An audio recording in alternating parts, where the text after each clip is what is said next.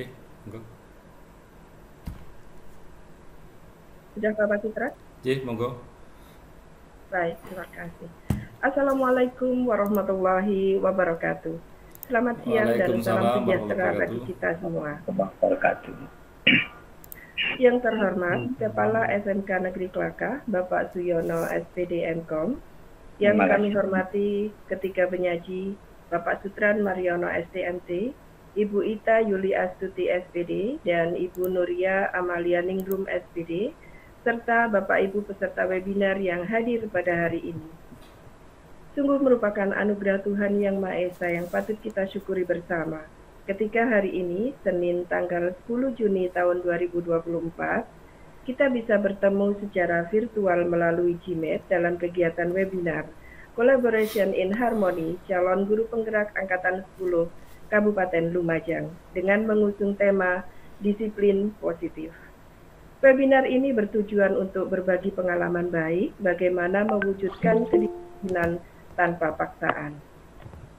Baik, Bapak Ibu, perlu saya sampaikan rangkaian kegiatan pada webinar kali ini. Yang pertama, pembukaan, kedua, doa, ketiga, sambutan pembuka, keempat, penyampaian materi oleh penyaji dilanjut dengan diskusi, kemudian kelima, rangkuman, dan keenam, penutup. Perlu saya sampaikan juga bahwa link presensi akan kami sematkan dalam kolom chat Bapak Ibu. Bapak Ibu juga dimohon mematikan mikrofon sampai dengan sesi tanya jawab diberikan. Baik Bapak Ibu, agar acara ini bisa berjalan dengan lancar, marilah kita berdoa bersama-sama sesuai dengan agama dan keyakinan masing-masing. Dimulai.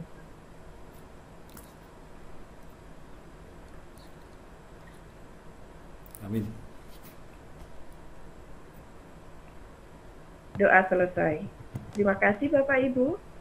Selanjutnya, sambutan pembuka akan disampaikan oleh Kepala SMK Negeri yang terhormat Bapak Suyono SPD Mkom. Disilahkan. Terima kasih.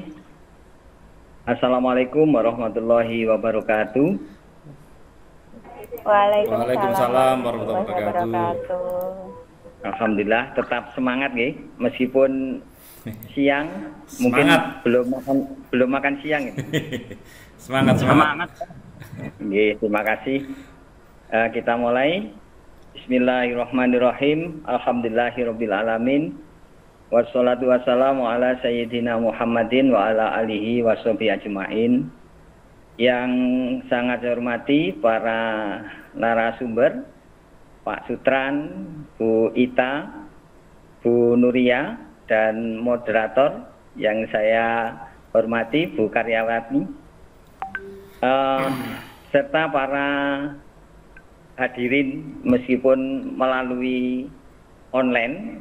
Ini insya Allah hadir bukan hanya gambarnya, nih. Hadir dengan jiwanya, dengan semangatnya. Ini merupakan langkah-langkah inovatif di mana ada media yang namanya komunitas belajar, ya Bu Fitri ya. Ini yang saya hormati. Ini juga pengajar praktek si guru penggerak. Melalui kolaborasi ya dengan tema disiplin positif mewujudkan kedisiplinan tanpa paksaan. Jadi ada hal yang cukup menarik. Kedisiplinan ini adalah sebuah syarat untuk menuju sukses. Bahkan ada yang mengatakan disiplin itu merupakan fitrah. Artinya fitrah itu seperti halnya Tuhan yang Maha Kuasa ini menciptakan alam, baik makrokosmos maupun mikrokosmos, itu semuanya disiplin. Jadi satu hari satu malam rotasi bumi itu 24 jam. Itu tidak lebih 1 menit atau kurang 1 menit. Karena bencana alam yang pasti terjadi. Begitu juga di dalam diri kita. Jadi kalau kulit kita ini masih kelihatan seger, itu karena setiap saat ada pergantian sel-sel kulit yang secara rutin. Kalau tidak ada pergantian, maka yang akan tampil itu keriput, karena ada sel-sel yang mati. Nah, inilah yang mungkin bisa dikatakan disiplin itu merupakan fitrah. Jadi kalau tidak dilakukan, ya mungkin mustahil siapapun, dimanapun, kapanpun akan sukses kalau tidak dibarengi dengan disiplin. Nah, kalau petunjuk dari Kanjeng Nabi itu, Bapak Ibu termasuk saya, itu ini seperti ini kan namanya mauidhah hasanah ya. Jadi menceritakan sebuah kebaikan. Tapi kalau Rasulullah itu menjadi uswatun hasanah. Artinya menjadi suri teladan, menjadi contoh, bukan sekedar memberi contoh.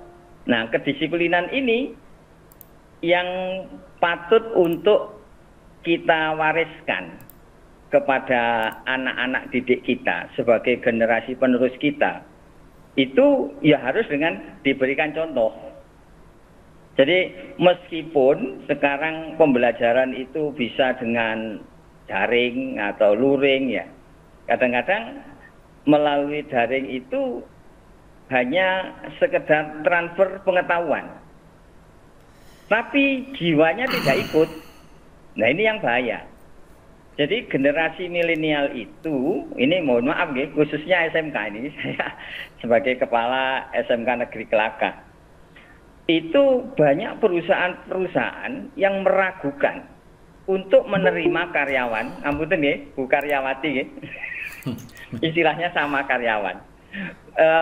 Itu menjadi tenaga kerja karena anak-anak milenial itu pandai di dalam pengetahuan, tapi attitude-nya, ya, kedisiplinannya, jadi seolah-olah mengerjakan sesuatu itu adalah parsial-parsial.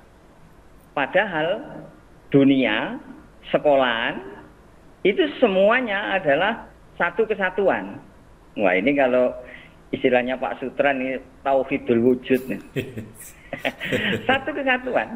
Jadi tidak bisa gurunya ngewetenteng, tapi tidak ada respon dari muridnya, tidak respon dari karyawatinya, karyawan termasuk TU, nah termasuk semua stakeholder di dalam sekolah, wali murid termasuk. Nah, ini adalah sebuah kunci sukses, di mana akar dari kesuksesan itu sendiri adalah dengan disiplin. Nah, disiplin inilah perlu diberikan contoh yang nyata, contoh yang real. Jadi ngapunten, ini mohon maaf termasuk saya sendiri sebagai pimpinan. Ini memang sekedar hadir saja, itu juga harus menjadi contoh. Ini mohon maaf, ini di tempat lain ya, di tempat lain. Ada kasus ketika masuk di pintu gerbang, tim tatib itu dengan sungguh-sungguh terlambat berapa menit, 5 menit push up 5 kali, 20 menit push up 20 kali, atau langsung baca surat Yasin dan lain-lain. Tetapi ketika setelah dihukum masuk kelas, ternyata kelasnya kosong. Itu hal-hal yang menumbuhkan jiwa dari anak-anak kita yang kemudian apa istilahnya? Ketidakadilan. Jadi disiplin itu akan tergerogoti kalau tidak dibarengi dengan contoh, dengan menjadi contoh uswatun hasanah tadi. Jadi nanti anak-anak milenial ini, Pak, kalau hanya ngajar, didikte, suruh mengerjakan, ya saya belajar sendiri lewat internet, lewat YouTube lebih lengkap, Pak, animasinya lebih canggih. Nah, itu mohon maaf, kita sebagai guru ya hati-hati ini. Hati-hati kalau sampai anak didik kita itu tidak percaya dengan kita. Sekali lagi, hati-hati. didik kita atau bahkan anak kita sendiri di dalam keluarga itu tidak percaya dengan orang tuanya. Ini yang menggerogoti disiplin itu sendiri, sehingga bagaimana disiplin positif itu bisa diwujudkan tanpa ada paksaan, tidak ada lain, itu salah satu diantaranya adalah dengan uswatun hasanah. Jadi melakukan koreksi terhadap diri kita sendiri yang kemudian diimbaskan dengan sabar, dengan telaten, dengan terus-menerus kepada anak-anak didik kita. Saya kira itu yang bisa saya sampaikan. Sekali lagi saya juga mohon maaf karena ada undangan takziah itu jam 12.30. Kok nggak bilang-bilang Pak? Lah orang meninggal itu mau bilang-bilang koyo undangan malah. Saya tadi Bu Ita juga ya. Yang nggak bisa hadir karena takziah tadi ya. Nah, saya kira itu Bapak Ibu, sekali lagi atas nama Kombel ya, Kombel Skala khususnya, kami menyampaikan banyak terima kasih. Mari terus semangat untuk berjuang, untuk mewariskan ilmu dan perilaku kita kepada anak-anak didik kita, yang mana kita yakini apa yang kita wariskan, sebuah kebaikan, itu pasti mempunyai pahala baik di dunia apalagi nanti di akhirat. Amin, saya kira amin. Itu Bapak Ibu yang menyemangati kita untuk terus-menerus bersama dengan anak-anak didik kita dengan semangat. Semoga sekali lagi yang terakhir ya, khairun nas anfa'uhum linnas. Jadi sebaik-baik manusia itu yang paling banyak bermanfaat bagi orang lain, termasuk anak-anak, termasuk masyarakat. Mari kita terus-menerus mengamalkan dan berjuang dengan melalui Kombel ini, bisa saling mengingatkan, bisa saling menyemangati, dan sekali lagi saya sampaikan terima kasih dan mohon maaf. Saya akhiri, wassalamualaikum warahmatullahi wabarakatuh. Waalaikumsalam warahmatullahi wabarakatuh. Disampaikan terima kasih Bapak atas sambutan pembuka yang sangat lengkap, menuntut dan menginspirasi bagi kita semua. Bapak Ibu, disiplin positif merupakan salah satu strategi untuk menerapkan dan mengajarkan disiplin pada siswa dengan cara memberikan dukungan dan arahan secara komunikatif dan interaktif tanpa ada paksaan. Berikut adalah sesi yang kita tunggu bersama, penyampaian materi oleh penyaji. Materi akan disampaikan oleh 3 penyaji secara bergantian. 1 materi selesai disampaikan, dilanjutkan dengan sesi tanya jawab. Begitu seterusnya Bapak Ibu sampai dengan penyaji ketiga. Sekali lagi saya ingatkan untuk Bapak Ibu tidak lupa mengisi presensi pada link yang nanti akan kita sematkan di kolom chat. Baik, untuk penyampaian materi pertama akan diberikan oleh Bapak Sutran Marianto STMT. Beliau merupakan Ketua Jurusan Listrik pada Sekolah Menengah Kejuruan Negeri Kelaka. Saat ini beliau juga merupakan calon guru penggerak Angkatan 10 dari Kabupaten Lumajang. Bapak Sutran, bagaimana kabarnya hari ini? Alhamdulillah, semangat, tetap. Baik, silakan menyampaikan materi pertama. Baik, terima kasih Bu Karyawati selaku moderator. Mohon izin saya share screen.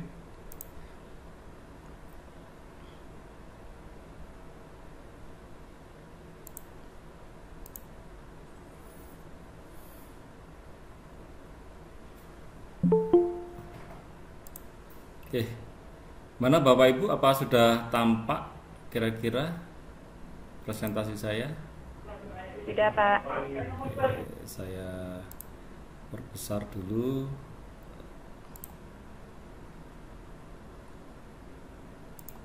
Oke.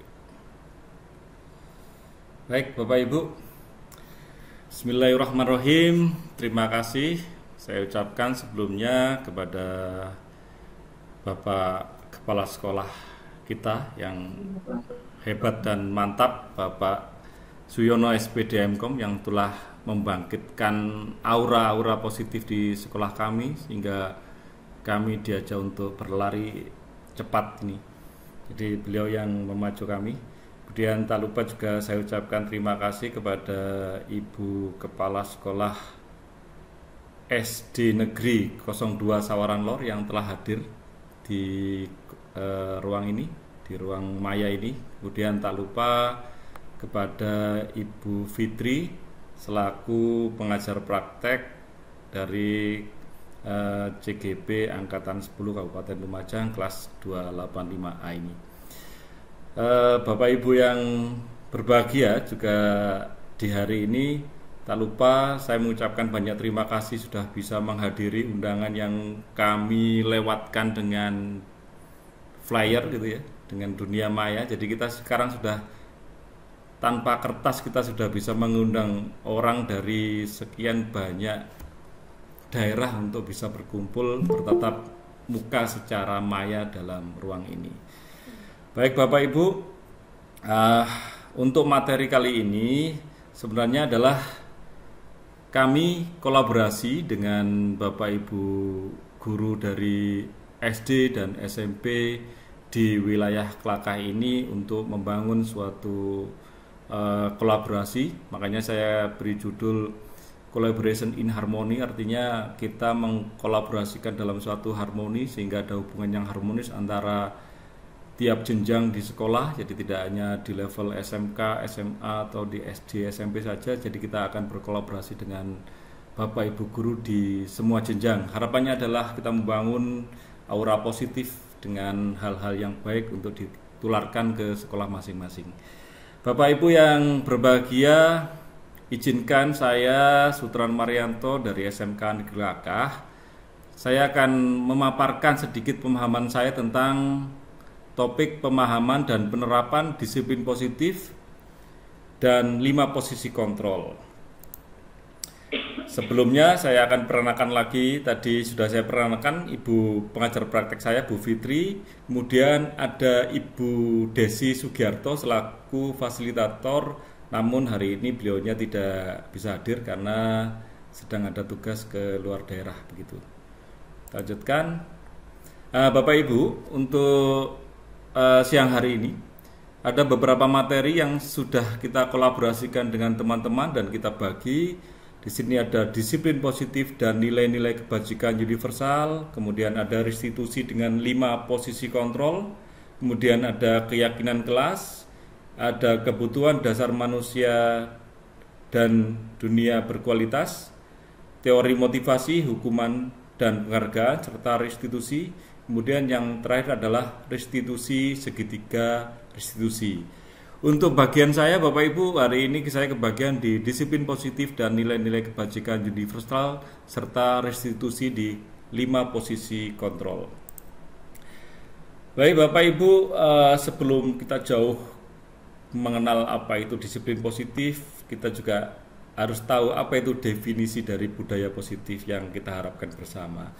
Budaya positif adalah nilai-nilai atau keyakinan dari kebiasaan-kebiasaan di sekolah yang berpihak kepada peserta didik sehingga peserta didik menjadi pribadi yang bijaksana dan bertanggung jawab. Kemudian, mengapa kita butuh budaya positif? Nah, budaya positif itu amat sangat kita butuhkan, terutama di lembaga sekolah kita Bapak Ibu. Pertama adalah agar suasana positif akan sangat mendukung terlaksananya pembelajaran yang kondusif. Yang kedua, suasana positif akan membuat lingkungan belajar lebih menyenangkan, sehingga proses belajar dapat berjalan tanpa beban dan tekanan, melainkan dari keinginan peserta didik sendiri. Yang ketiga, suasana positif juga akan membentuk karakter positif peserta didik, sehingga akan menjadi budaya positif peserta didik dan budaya positif lingkungannya, khususnya sekolah kita.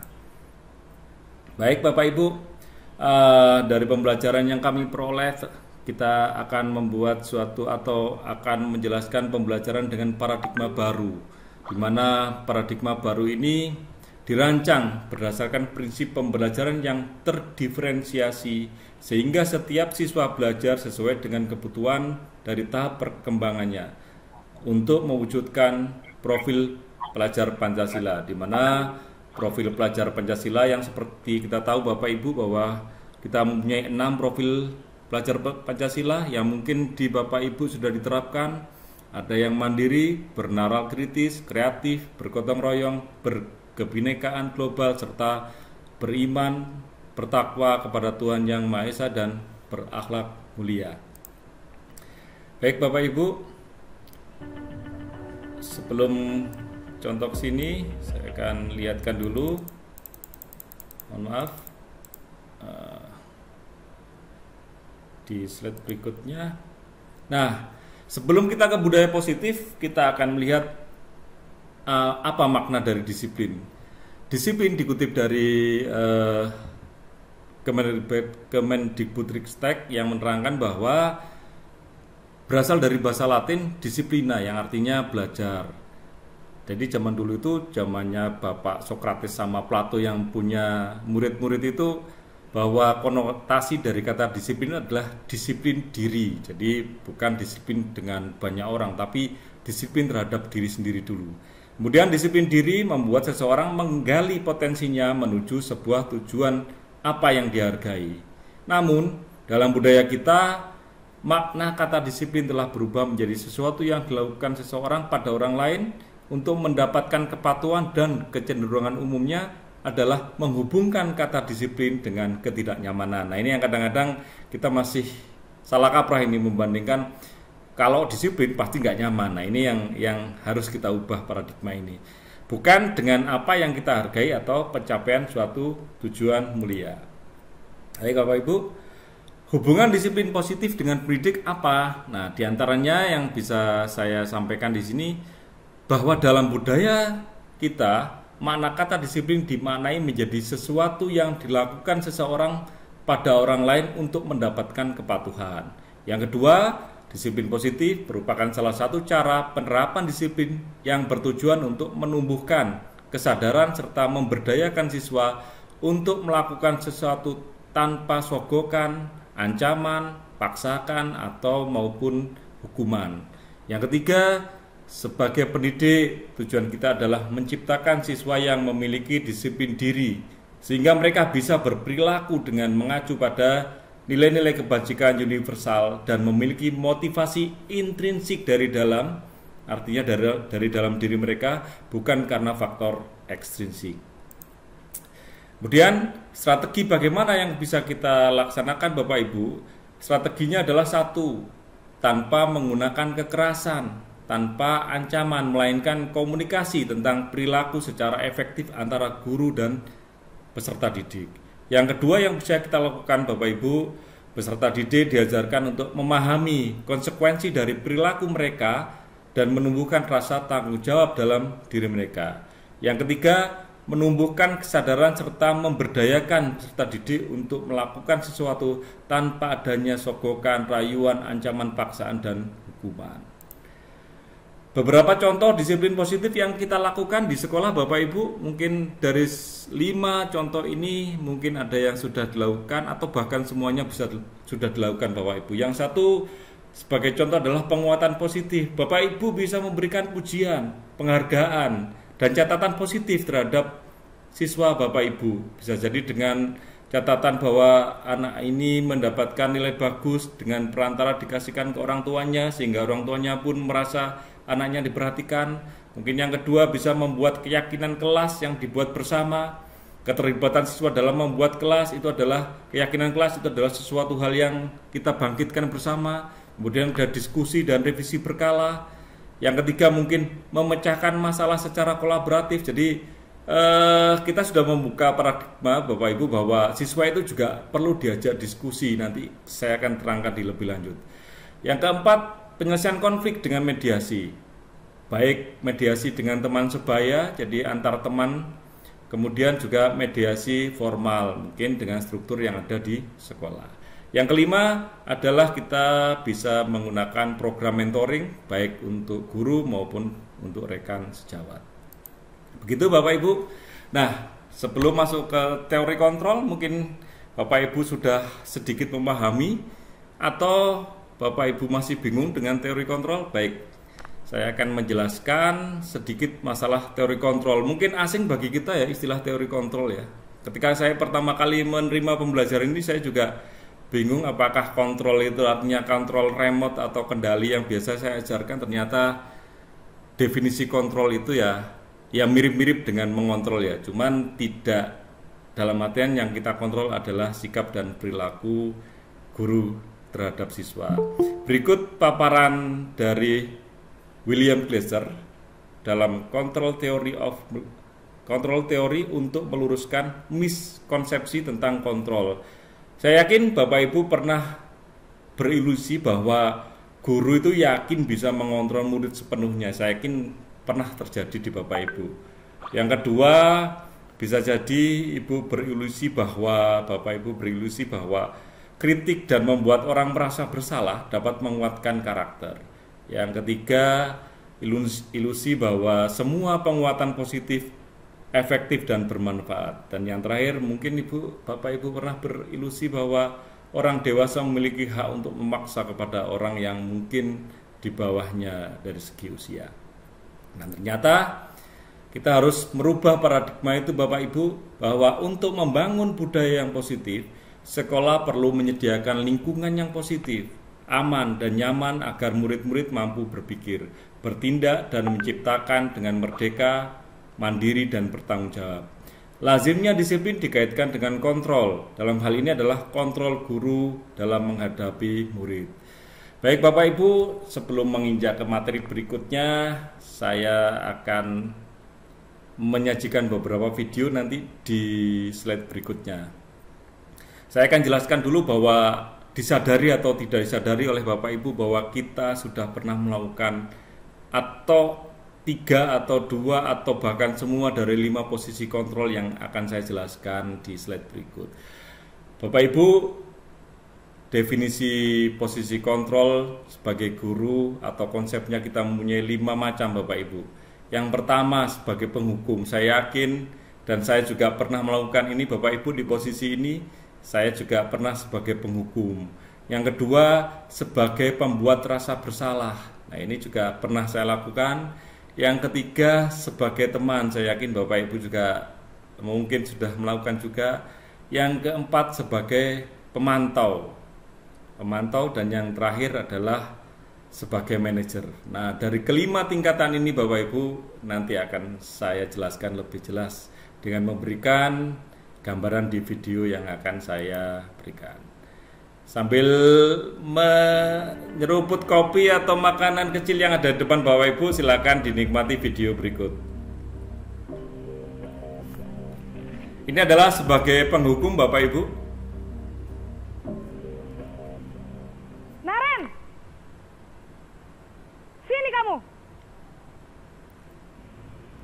Selamat pagi, Bu. Selalu terlambat. Kamu deh, pasti terlambat. Maaf, Bu. Saya... Apa? Apa coba? Alasan kamu apa lagi? Kapan sih kamu tidak terlambat? Malas sekali ya kamu jadi anak. Saya... Dasar pemalas. Gak kapok-kapok sih kamu. Sudah berapa kali terlambat? Sana, kamu keliling lapangan basket 2 kali. Kenapa saya harus keliling lapangan basket, Bu? Kenapa? Kamu mau lawan ibu? Berani-beraninya jawab. Sudah terlambat, masih berani jawab pula. Sekarang, keliling lapangan basket 5 kali sekalian. Biar kapok. Cepat, pergi sana ke lapangan basket. Nah, itu adalah video penghukum Bapak Ibu. Kemudian kita lihat yang berikutnya. Ya, kita lihat yang berikutnya. Video kedua, yaitu pembuat merasa bersalah. Mungkin Bapak Ibu pernah melakukan ini, atau suka melakukan ini. Silakan komentar di kolom chat juga boleh. Selamat pagi, Bu. Naren. Kamu kenapa terlambat lagi, nak? Ya Tuhan, Naren. Kamu senang ya bikin ibu susah ya? Kalau kamu terlambat lagi, nanti ibu yang ditegur bapak kepala sekolah, nak. Disangka ibu tidak bisa membina kamu. Duh, gimana ini? Maaf, Bu. Duh, Gusti Naren.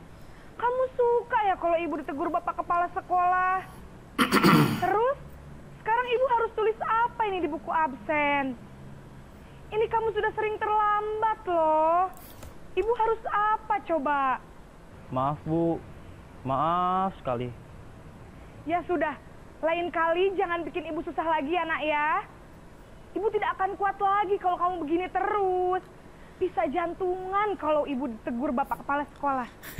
Sana cepat ke kelas. Maaf ya, Bu. Maaf sekali.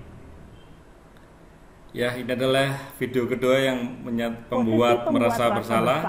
Kemudian kita lihat yang ketiga, Bapak Ibu. Ini adalah posisi kontrol guru sebagai teman. Kita lihat videonya, Bapak Ibu. Naren!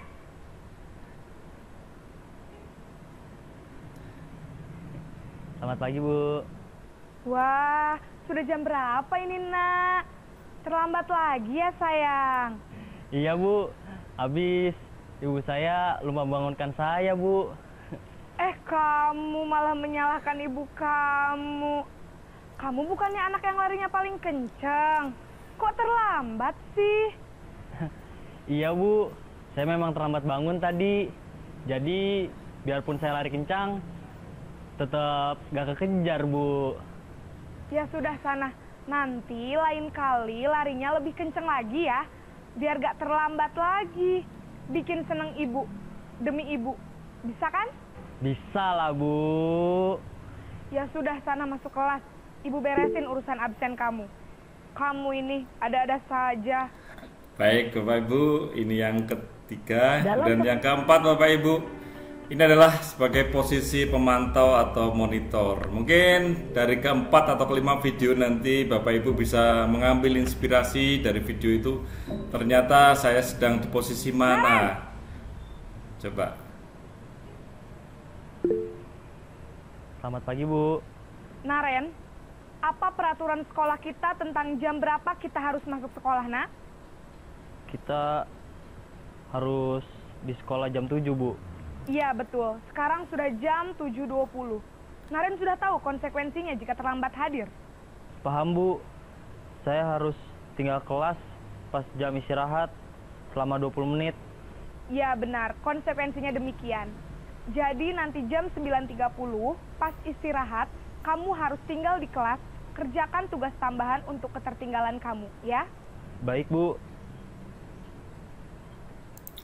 Baik Bapak Ibu, dan ini adalah posisi terakhir yang merupakan posisi yang paling tinggi tingkatannya dan sebisa mungkin kita ada di posisi ini Bapak Ibu, yaitu posisi sebagai manajer. Naren!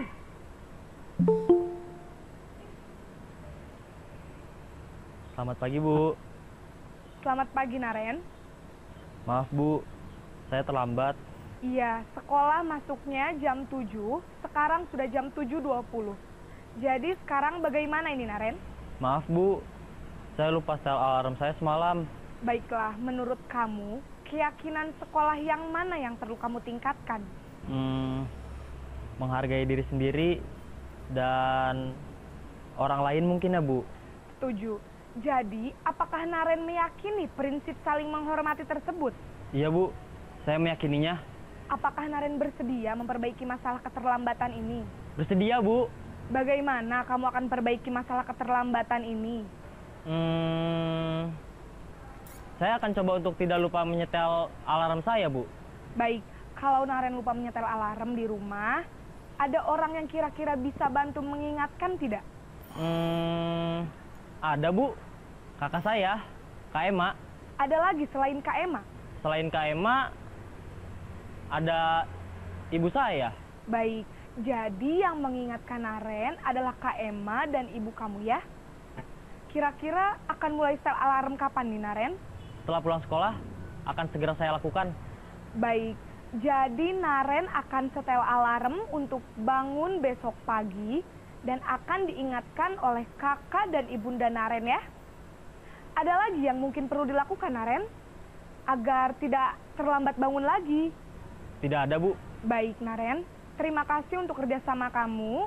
Sekarang kamu perlu kembali ke kelas untuk belajar. Baik, Bu. Terima kasih. Baik Bapak Ibu, dari 5 video yang saya tayangkan tadi, kalau saya mau bertanya ke Bapak Ibu, bagaimana pendapat Bapak Ibu tentang video tadi? Kemudian posisi kontrol mana yang sering Bapak Ibu pakai ya? Cukup dijawab di kolom chattingnya Bapak Ibu.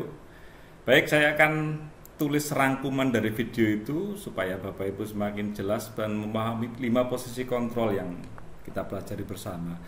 Kontrol sebagai penghukum adalah seorang penghukum bisa menggunakan hukuman fisik maupun verbal. Jadi tadi kata-katanya keras Bapak Ibu, orang-orang yang menjalankan posisi penghukum senantiasa mengatakan bahwa sekolah memerlukan sistem atau alat yang dapat lebih menekan murid-murid lebih dalam lagi. Contoh kata-kata yang sering digunakan Bapak Ibu, misalkan patuhi aturan saja atau awas. Nah, sedikit ada ancaman Bapak Ibu. Kemudian kamu selalu saja salah. Ini juga cukup berdampak kepada psikologi siswa Bapak Ibu. Yang terakhir mungkin ada kata-kata selalu, pasti selalu, yang terakhir selesai. Nah, ini juga cukup memberikan shock kepada siswa kita apabila kita juga melakukan itu Bapak Ibu. Jadi harapan kita untuk posisi sebagai kontrol penghukum ini harapannya adalah sudah kita tinggalkan Bapak Ibu. Yang kedua adalah sebagai pembuat merasa bersalah. Pada posisi ini biasanya guru akan bersuara lebih lembut. Pembuat rasa bersalah akan menggunakan keheningan yang membuat orang lain merasa tidak nyaman, bersalah atau rendah diri. Contoh kata-kata yang sering digunakan Bapak Ibu, misalkan ibu sangat kecewa sekali dengan kamu. Yang kedua, berapa kali Bapak harus memberitahu kamu ya. Nah, ini adalah kata-kata yang sedikit lembut tapi cukup menyentuh di perasaan siswa yang kita ajak bicara saat itu. Yang ketiga Bapak Ibu adalah posisi kontrol sebagai teman. Guru pada posisi ini tidak akan menyakiti murid, namun akan tetap berupaya mengontrol murid melalui persuasi. Posisi teman pada guru bisa negatif ataupun positif. Positif di sini berupa hubungan baik yang terjalin antara guru dan murid. Contoh kata-kata yang kita sering gunakan Bapak Ibu, ayo bantulah demi Bapak ya. Kemudian ada lagi, ayo ingat tidak bantuan Bapak selama ini. Nah, ini seakan-akan kita menjadikan siswa kita teman. Yang terakhir, ya sudah kali ini tidak apa-apa, nanti Ibu bantu bereskan. Nah, ini juga kata-kata yang mungkin biasa digunakan Bapak Ibu ketika kontrol kita sebagai teman. Dan yang keempat, sebagai pemantau berarti mengawasi. Pada saat kita mengawasi, kita bertanggung jawab atas perilaku orang-orang yang kita awasi. Posisi pemantau berdasarkan pada peraturan-peraturan dan konsekuensi. Dengan menggunakan sanksi dan konsekuensi, kita dapat memisahkan hubungan pribadi kita dengan murid. Sebagai seorang yang menjalankan posisi pemantau, tentu kita akan lebih baik kita gunakan daripada posisi penghukum atau di bawahnya. Contoh kata-kata yang digunakan Bapak Ibu, kita akan menanyakan peraturannya apa, keyakinannya yang sudah dibuat bagaimana, apa yang telah kamu lakukan, sanksi atau konsekuensinya apa. Jadi kita lebih menanyakan kembali ke anak tersebut tentang pemahaman apa-apa yang sudah mereka sepakati atau yakini bersama. Yang terakhir adalah posisi kontrol sebagai manajer. Manajer adalah posisi di mana guru berbuat sesuatu bersama dengan murid, mempersilahkan murid mempertanggungjawabkan perilakunya, mendukung murid agar dapat menemukan solusi atas permasalahannya sendiri. Seorang manajer telah memiliki keterampilan di posisi teman maupun pemantau. Dengan demikian bisa jadi di waktu-waktu tertentu kembali pada kedua posisi tersebut bila diperlukan. Atau kata-kata yang sering digunakan Bapak Ibu, kita akan menanyakan apa yang kita yakini, kembali ke keyakinan kelas, kemudian apa kamu meyakininya. Jadi kita mencoba untuk mengembalikan lagi ke siswa. Jika kamu meyakininya, apakah kamu bersedia memperbaikinya? Kemudian ada, jika kamu memperbaiki ini, hal ini menunjukkan apa tentang dirimu? Dan yang terakhir mungkin kita bisa bertanya, apa rencana kamu untuk memperbaiki hal ini? Begitu Bapak Ibu 5 posisi kontrol, dan itu saya kira yang bisa saya sampaikan dari pemaparan saya tentang 5 posisi kontrol. Saya cukupkan sekian Bapak Ibu presentasi saya, kurang lebihnya mohon maaf. Wassalamualaikum warahmatullahi wabarakatuh. Saya kembalikan ke Ibu moderator.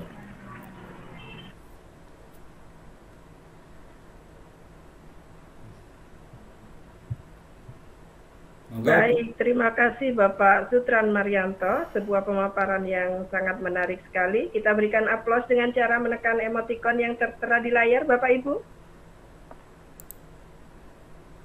Selanjutnya akan saya berikan kesempatan 3 pertanyaan untuk disampaikan kepada penyaji 1. Saya melihat sudah banyak yang raise hand. Saya batasi 1 pertanyaan dahulu agar bisa dijawab dengan fokus. Bapak Heri Wibowo, silakan Bapak, sebut nama dan asal terlebih dahulu. Oke. Assalamualaikum warahmatullahi wabarakatuh. Waalaikumsalam warahmatullahi wabarakatuh. Maaf, ini masih di perjalanan, jadi agak goyang-goyang ini. Jadi, kalau yang dipaparkan Pak Sutran tadi sangat luar biasa, Pak Sutran. Dari 5 posisi kontrol dulu tadi memang sudah masuk semua. Videonya bagus, Pak. Mungkin terima kasih Pak Heri. Pak Sutran dengan muridnya sendiri yang buat video seperti itu, saya kira akan lebih mantap, saya kira. Mantap. Kan gitu. Nah, Siap. Terus ada lagi Pak Sutran.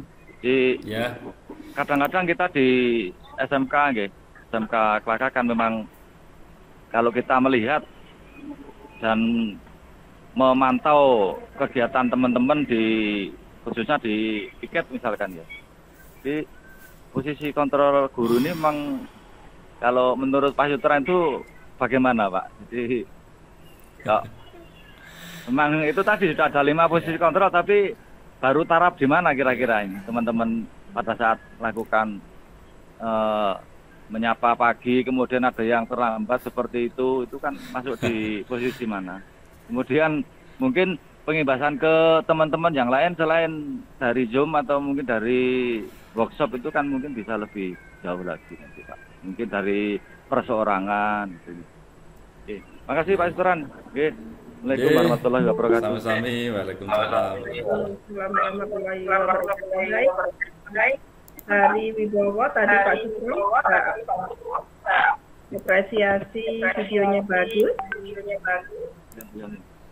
Kemudian tadi yang ditanyakan posisi kontrol guru kebanyakan saat ini sampai mana Bapak, begitu? Baik, terima kasih Pak Heri, ini pertanyaan yang sangat bagus sekali dan ini langsung aplikatif ke lapangan ya, karena memang mencontohkan bercermin pada diri sendiri ya.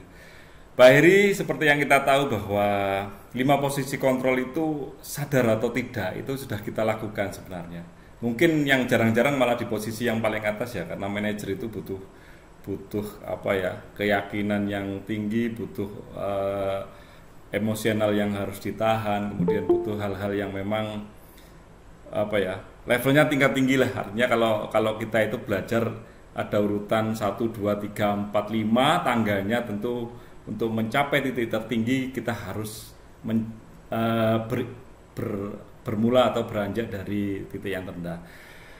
Pak Heri, seperti yang kita tahu bahwa kita masih terbawa dengan paradigma lama bahwa sanksi dan hukuman itu adalah suatu hal yang manjur untuk membuat jera sehingga siswa itu tidak mengulang suatu kesalahan. Nah, ini yang sebenarnya harus kita pahami bersama. Tadi saya sudah ngomong bahwa kita harus berubah menjadi paradigma baru, bahwa ternyata apa yang kita yakini, ilusi-ilusi yang tadi saya sebutkan itu ternyata harus kita ubah, bahwa kita bisa mengontrol siswa, kita bisa memaksa siswa untuk tunduk kepada kita, itu ternyata adalah ilusi-ilusi semu yang ternyata tidak sepenuhnya bisa kita lakukan. Bisa saja siswa itu tunduk di depan kita, tapi di belakang kita juga mereka tidak mau dengan apa yang kita inginkan.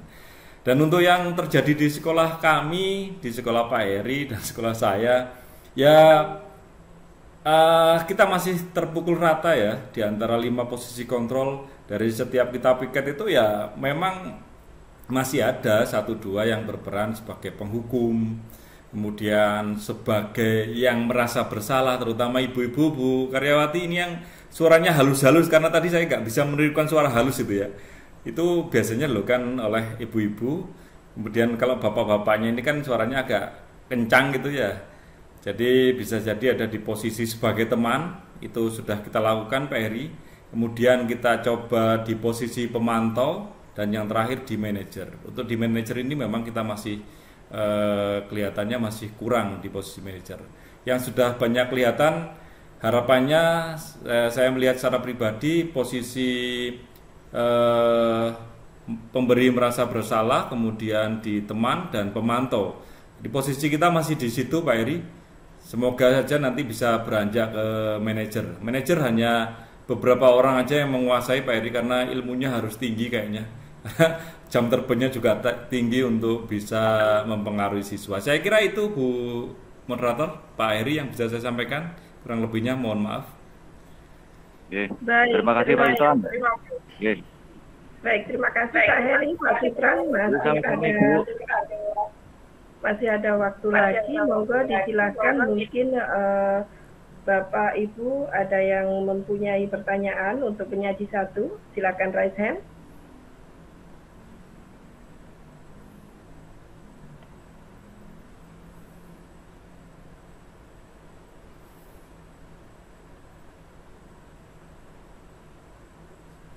Baik, Pak Sutran, ini ada yang tidak mau on cam ini, bertanya melalui chat secara pribadi kepada saya.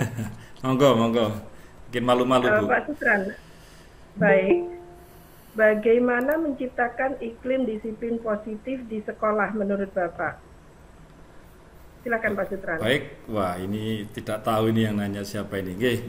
Baik, saya jawab saja. Bapak Ibu, disiplin positif atau iklim positif, budaya positif itu bisa kita ciptakan di sekolah kita berdasarkan lingkungan dan kerjasama tim yang baik. Jadi ketika kita ngomong iklim itu kan turun pada suatu daerah dan daerah itu bisa menjadi iklimnya basah, hujan, kering, itu adalah karena satu daerah itu memang punya posisi atau adat atau lingkungan yang memang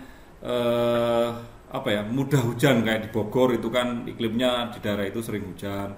Kalau di Kelaka yang dekat Gedung Jajang itu sering hujan. Tapi kalau di daerah pesisir mungkin agak susah hujan. Jadi yang pertama kita bentuk adalah lingkungan kita, Bapak Ibu. Bapak Ibu, kita bentuk lingkungan kita yang kondusif, yang mendukung tentang apa yang ingin kita lakukan bersama, dengan membuat kesepakatan-kesepakatan serta komitmen yang positif untuk kemajuan sekolah kita. Dengan adanya dukungan-dukungan lingkungan, dukungan warga sekitar, dukungan warga sekolah, maka terciptalah iklim budaya positif tersebut, Bu Karyawati. Saya kira itu, Bu, yang bisa saya sampaikan. Terima kasih. Baik, terima kasih Bapak Sutran. Saya rasa sudah cukup pertanyaan dan pembahasan mengenai materi 1 Bapak Ibu, karena masih ada 2 penyaji lagi yang akan menyampaikan materinya. Sekali lagi saya ingatkan, jangan lupa Bapak Ibu untuk mengisi presensi pada link di kolom komentar. Baik, selanjutnya penyampaian materi kedua akan diberikan oleh Ibu Ita Yuli Astuti SPD. Beliau merupakan guru di SMP Negeri 2 Kelaka. Saat ini beliau juga merupakan calon guru penggerak angkatan 10 dari Kabupaten Lumajang. Ibu Ita Yuli Astuti ini adalah koordinator komunitas belajar di lembaga tersebut. Ibu Ita sudah siap mempresentasikan materi kedua? Siap, Bu. Silakan Ibu. Ya, terima kasih Ibu Karyawati selaku moderator. Assalamualaikum warahmatullahi wabarakatuh. Waalaikumsalam warahmatullahi wabarakatuh. Salam bahagia Ibu Bapak Guru hebat. Kepada yang terhormat Bapak Siono SPJ Enkom selaku Kepala SMKN dan pengurus Kombel SMKN Kelakah. Yang terhormat Ibu DRA Lilik Sulistiana MMPD beserta pengurus Kombel SMPN 2 Kelakap. Yang kami hormati Ketua dan pengurus Kombel SDN Sawaran Lor 2. Dan yang terhormat fasilitator kelompok 285A dan Ibu Desi Sugiarto SPD dan pengajar praktik Ibu Fitri Maja Ulfa dan Ibu Eti Asmawati. Serta yang saya hormati Ibu Bapak Guru yang telah bergabung pada kegiatan webinar hari ini dengan tema disiplin positif mewujudkan kedisiplinan tanpa paksaan. Hasil kolaborasi dari 3 JGP Angkatan 10 kelompok 285A Kabupaten Lumajang. Perkenalkan, nama saya Ita Yuliastuti SPD. Saya mengajar di SMP Negeri 2 Kelakah sekaligus sebagai koordinator Kombel Berprestasi SMPN 2 Kelakah dan juga CGP Angkatan 10 Kabupaten Lumajang. Ibu Bapak Guru hebat, kali ini saya akan menyampaikan tentang teori motivasi hukuman, restitusi dan segitiga restitusi. Baiklah, saya izin share screen dulu.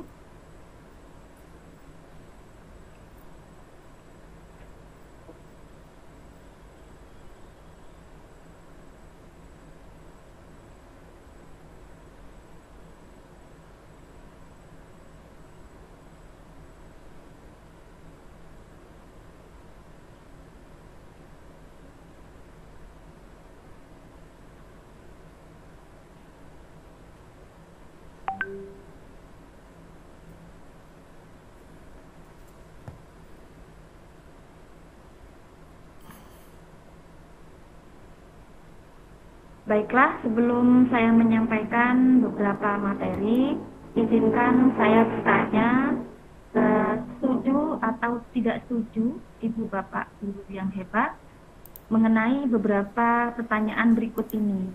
1. Apakah hukuman dapat mendisiplinkan anak? Yang kedua, pemberian hukuman dengan hal positif seperti membaca atau membersihkan halaman sekolah dapat meningkatkan disiplin anak. Yang ketiga, memberi penghargaan dapat meningkatkan motivasi belajar anak. Mungkin di sini ada yang mau menjawab dari beberapa pertanyaan pemantik tersebut. Monggo, silakan Ibu Bapak.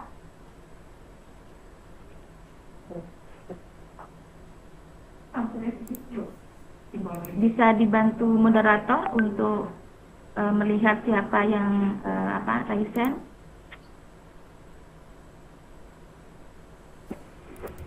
Baik Ibu, saya melihat Bapak Firman Dedi Hermawan. Monggo Pak Firman. Monggo. Baik, kalau menurut saya mungkin di kolom chat sudah saya jawab. Iya. Saya setuju dengan temuannya. Nanti yang nomor 1 itu juga tergantung sih hukuman seperti apa. Kalau misalkan hukuman itu secara positif, berkaitan berarti dengan poin yang kedua. Kemudian yang nomor 3, memberi penghargaan dapat meningkatkan motivasi belajar anak. Sangat setuju sekali, dan itu masih saya lakukan sampai ini. Jadi kayaknya anak-anak itu baik dari anak saya pribadi yang di SD sampai dengan SMP, saya juga ngajar SMP dan juga di SMK. Meskipun penghargaan itu yang sederhana, saja kemarin yang dapat ranking 1 di kelas itu pada terakhir itu aja berbakso atau terakhir apa itu, mereka itu bisa meningkatkan dengan cara bersaing secara positif dan bisa mempertahankan rankingnya di kelas. Itu secara pengalaman saya sih. Itu aja, makasih. Oke, terima kasih Bapak sudah menyampaikan jawabannya. Nanti kita cross check bersama-sama apakah pernyataan dari Bapak tadi sesuai dengan beberapa pembahasan yang akan disampaikan. Oke, saya lanjut untuk slide berikutnya. Oke. Baiklah, yang pertama dihukum oleh penghargaan. Yang pertama, saya akan membahas terlebih dahulu teori motivasi, hukuman, konsekuensi, penghargaan, dan restitusi. Teori motivasi perilaku manusia. Untuk menghindari ketidaknyamanan atau hukuman, sehingga hal ini disebut dengan motivasi eksternal. Jadi di dalam diri seseorang, ketika dia melakukan suatu perbuatan, dia akan mengatakan apa yang akan terjadi apabila saya tidak melakukannya. Yang kedua, teori motivasi manusia yaitu untuk mendapatkan imbalan dari orang lain atau institusi. Karena ini merupakan motivasi eksternal. Mereka akan mengatakan apa yang akan saya dapatkan apabila saya melakukannya. Nah, yang ketiga inilah yang kita harapkan, yaitu adanya motivasi internal, sehingga nanti diharapkan akan menjadi disiplin positif. Mengapa? Karena mereka akan menghargai dirinya sendiri, yang akan menjadi orang yang seperti apa bila saya melakukannya. Nah, itulah teori motivasi perilaku manusia. Berikutnya, kita beranjak pemahaman tentang disiplin diri dan hukuman. Disiplin diri adalah cara bagaimana kita mengontrol diri dan bagaimana menguasai diri untuk melihat tindakan yang mengacu pada nilai-nilai yang kita hargai agar tercapai tujuan mulia yang diinginkan. Sedangkan hukuman bersifat tidak terencana atau tiba-tiba. Hukuman bersifat satu arah dari pihak guru yang memberikan dan murid hanya menerima suatu hukuman tanpa melalui suatu kesepakatan atau pengarahan dari pihak guru, baik sebelum maupun sesudah. Nah, sekarang pemahaman tentang konsekuensi, penghargaan, dan restitusi. Ini ada kaitannya dengan pertanyaan pemantik yang diajukan di awal tadi. Sekarang kita pahami terlebih dahulu makna disiplin. Disiplin dalam bentuk konsekuensi sudah terencana atau sudah disepakati dan sudah dibahas serta disetujui oleh murid dan guru. Sedangkan konsekuensi dibuat oleh pihak guru atau sekolah dan murid sudah mengetahui sebelumnya konsekuensi yang akan diterima bila ada pelanggaran. Nah, sekarang mari kita bersama-sama mengisi tabel yang kosong. Hukuman atau konsekuensi tindakan guru, yaitu mencatat 100 kali di dalam sebuah kalimat, saya tidak akan terlambat lagi karena murid terlambat masuk ke sekolah. Yang kedua, membersihkan coretan yang dibuatnya di meja tulis. Itu apakah hukuman atau konsekuensi.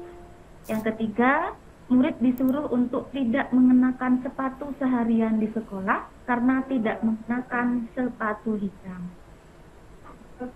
Ibu Bapak bisa menjawabnya di kolom chat, bisa dibantu moderator hasil jawaban dari Ibu Bapak.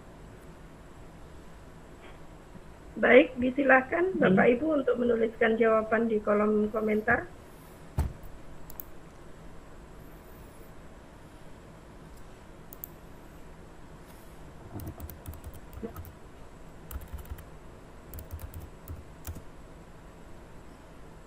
Baik, bisa dibacakan, Bu, untuk soal kalimat pernyataan yang pertama, hukuman atau konsekuensi. Baik, ini ada yang menjawab hukuman, konsekuensi, hukuman. Baik. Berikutnya mungkin Bu bisa dibacakan kembali. Belum, Bu Ita. Oh, belum. Baiklah. Coba kita cross-check bersama-sama beberapa hasil jawaban dari Bapak Ibu guru hebat di sini. Nah, jawabannya sudah keluar ya. Hukuman atau konsekuensi. Nah, tindakan guru mencatat 100 kali di dalam buku sebuah kalimat, saya tidak akan terlambat lagi karena siswa terlambat masuk ke sekolah. Ini termasuk hukuman. Yang kedua, membersihkan coretan yang dibuatnya di meja tulis termasuk konsekuensi karena murid ini telah mengotori meja yang ada di di kelas. Sehingga konsekuensinya apa? Ya harus membersihkan. Yang kedua, murid disuruh untuk tidak mengenakan sepatu seharian di sekolah karena tidak mengenakan sepatu hitam. Jadi dia harus melepas sepatunya seharian di sekolah karena tidak mematuhi peraturan di sekolah untuk memakai sepatu warna hitam. Berikutnya, nah itu tadi ada yang mengatakan bahwa untuk saat ini masih menggunakan menyampaikan atau memberikan sebuah penghargaan baik kepada anak maupun kepada murid karena itu dianggap masih efektif. Jika saya pada saat saya membaca modul ini ya, saya juga mengintrospeksi diri, merefleksi diri. Ternyata sebuah penghargaan itu malah akan menghukum penerima penghargaan tersebut. Mengapa? Karena penghargaan menurunkan kualitas dan juga penghargaan akan mematikan kreativitas dan penghargaan mengurangi motivasi intrinsik. Jadi misalnya suatu waktu guru telah memberikan penghargaan baik misalnya dalam bentuk pujian, hadiah, ya walaupun itu hadiahnya kecil-kecilan, tetap di suatu waktu mungkin murid tersebut jika tidak ada motivasi internal dalam dirinya, dia akan menagih kepada guru atau orang tua ketika tidak memberikan penghargaan atau reward baik berupa barang, benda ataupun dalam bentuk ucapan. Nah, bahwa penghargaan berlaku sama dengan hukuman, dalam arti meminta atau membujuk seseorang melakukan sesuatu untuk memenuhi suatu tujuan tertentu dari orang yang meminta atau membujuk. Dorongannya eksternal, jadi tidak berasal dari dalam diri seseorang atau murid, dan akan ada faktor ketergantungan. Beberapa dampak dari pemberian penghargaan tersebut dikutip dari Alficon tahun 1993. Berikutnya, bagaimana seharusnya kita memberikan bentuk penghargaan. Di sini menggunakan kata apresiasi, ya, apresiasi. Dalam pemberian apresiasi atau pengakuan perlu diingat beberapa hal. Yang pertama, beri pengakuan secara khusus, beri pengakuan secara pribadi, dan beri pengakuan kepada semua murid secara bergantian. Jika kita mungkin akan memberikan apresiasi kepada murid di kelas karena kita sebagai wali kelas misalnya, memang agak ribet ya. Lalu beri pengakuan secara konsisten dan fokus pada proses. Nah, jadi ketika murid itu melangkah kepada hal yang baik, proses tersebutlah dari yang dilakukan oleh murid itulah yang dimaksudkan dengan penghargaan itu sendiri. Sekarang kita beralih ke pengertian restitusi. Restitusi adalah proses menciptakan kondisi bagi murid untuk memperbaiki kesalahan mereka, sehingga mereka bisa kembali pada kelompok mereka dengan karakter yang lebih kuat. Restitusi juga merupakan proses kolaboratif yang mengajarkan murid untuk mencari solusi untuk masalah mereka dan membantu murid berpikir tentang orang seperti apa yang mereka inginkan sehingga mencapai tujuan yang ya. Ini dikutip dari Hoxton 2004. Nah, karena tujuan dari kita sebagai pendidik ingin agar ketika kita ingin mendisiplinkan murid, yaitu timbul dari dalam diri murid itu sendiri, maka ada beberapa tahapan ketika kita akan menerapkan restitusi sendiri, sehingga disebut segitiga restitusi.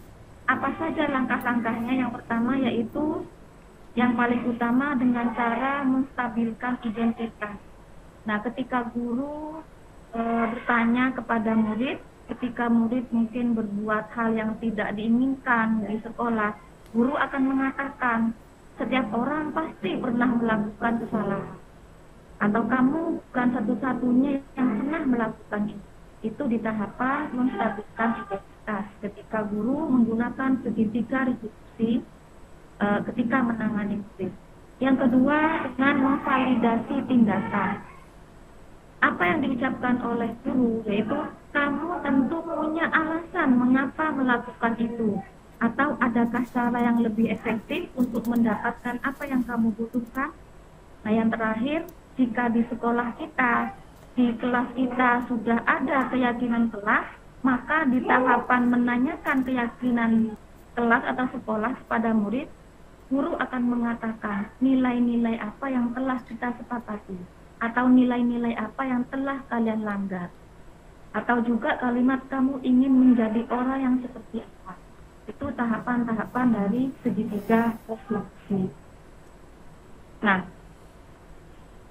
seperti yang sudah saya jelaskan di awal tadi, di segitiga restitusi, bahwa menstabilkan identitas ini, guru membuat anak yang merasa gagal karena berbuat salah menjadi positif terhadap dirinya. Yang apa yang dikatakan guru seperti ini, misalnya, berbuat salah itu hal yang manusiawi, tidak ada manusia yang sempurna. Bapak Ibu tidak tertarik untuk mencari siapa yang benar atau siapa yang salah. Akan tetapi Ibu Bapak lebih tertarik untuk menyelesaikan masalah. Nah, sedangkan pada tindakan, validasi tindakan, guru akan mengatakan, kamu pasti punya alasan ya, kenapa melakukannya. Atau maukah kamu belajar cara lain untuk mendapatkan apa yang kamu butuhkan tanpa harus memukul? Atau juga menggunakan kalimat, kamu boleh tetap berusaha menjaga sikap itu, tapi tambahkan sikap yang lain yang baik. Nah, sedangkan pada tahapan segitiga restitusi yang terakhir, yaitu dengan menanyakan keyakinan. Anak melihat kesalahannya dihubungkan dengan norma sosial dan nilai-nilai yang mendasari manusia berinteraksi dengan orang. Apa yang dikatakan? Misalnya, apa nilai yang kita percaya di kelas atau di sekolah kita? Nilai-nilai universal apa yang telah kita sepakati? Kelas yang ideal itu seperti apa sih? Kamu ingin jadi anak seperti apa? Jadi, itulah beberapa tahapan dari teori segitiga restitusi ketika kita menangani siswa yang melakukan suatu tindakan yang tidak sesuai dengan batas. Nah, itu Bapak Ibu guru hebat. Terima kasih. Demikian. Assalamualaikum warahmatullahi wabarakatuh. Waalaikumsalam warahmatullahi wabarakatuh. Waalaikumsalam warahmatullahi wabarakatuh. Terima kasih Ibu Ita Yuliastuti. Silakan Bapak Ibu menekan tanda emotikon sebagai bentuk apresiasi untuk Ibu Ita.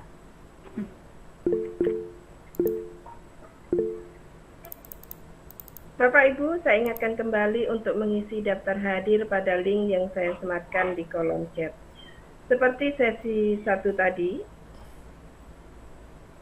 selanjutnya saya akan buka 3 pertanyaan untuk disampaikan kepada penyaji 2. Saya batasi 1 pertanyaan dahulu agar bisa dijawab dengan fokus.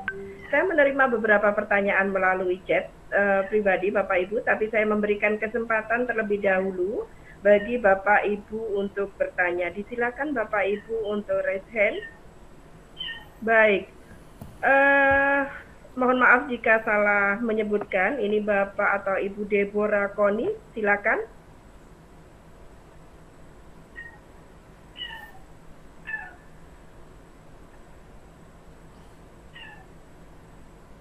Baik, sekali lagi, Deborah Koni. Apakah bisa mendengar suara saya? Baik, Bapak Ibu, mungkin ada kendala teknis. Selanjutnya saya melihat Bapak Septa Wahyudi. Monggo, disilahkan Bapak. Halo, masuk gitu suara saya? Sampun, bagus. Baik, terima kasih. Assalamualaikum warahmatullahi wabarakatuh. Waalaikumsalam warahmatullahi wabarakatuh. Ini saya mau menanyakan terkait hukuman atau konsekuensi saja Ibu kepada Ibu Ita Yuliastuti. Suatu kasus begini Ibu, ketika kita sedang mengajar, kemudian di awal mengajar kita sudah membuat kesepakatan dengan siswa, ketika sedang mengajar atau menulis ada siswa yang tidak memperhatikan. ketika kita memberikan informasi.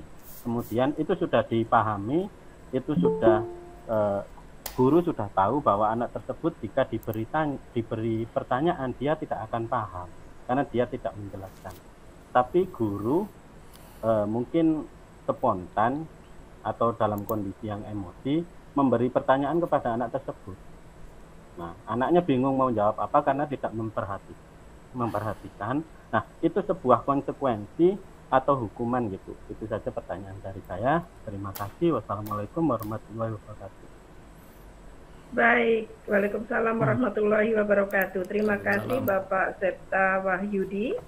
Ibu Ita, konsekuensi atau hukuman, silakan. Oke, terima kasih Bapak Septa atas pertanyaannya. Dari kasus yang Bapak tadi ceritakan, jika memang di kelas tersebut sudah ada kesepakatan, ya, misalnya menghargai atau menyimak ketika ada guru menerangkan atau pada saat siswa menyampaikan pendapatnya. Jika memang sudah ada kesepakatan di kelas, lalu siswa tersebut berbicara sendiri, kita lakukan dengan cara ya tadi itu menggunakan segitiga restitusi. Ya, dipanggil, mengapa tadi dia berbicara sendiri pada saat Bapak Guru menerangkan, misalnya seperti itu. Akan tetapi ketika misalnya di kelas tersebut tidak ada kesepakatan kelas sebelumnya, lalu Pak Guru tersebut langsung memanggil si siswa tersebut dengan cara misalnya karena dia tidak mendengarkan penjelasan guru, lalu dia diberikan sanksi untuk berdiri atau mengulang beberapa penjelasan dari guru tersebut. Itu termasuk kalau siswanya itu ditugaskan untuk mengulang sedikit penjelasan atau beberapa kalimat yang dijelaskan oleh guru, itu termasuk konsekuensi, Pak. Akan tetapi jika guru tersebut langsung menegur sehingga murid merasa terpojokkan atau kadang kan ketika dipanggil oleh guru ke depan karena tidak memperhatikan, si murid kan langsung gugup ya Pak ya, itu termasuk hukuman karena walaupun dia salah, kita tetap memberikan kesadaran dengan cara yang lebih santun. Seperti itu, Pak. Baik, Ibu Ita, jawaban untuk Bapak Septa Wahyudi. Saya masih melihat Deborah Koni raise hand. Apa sudah bisa terhubung?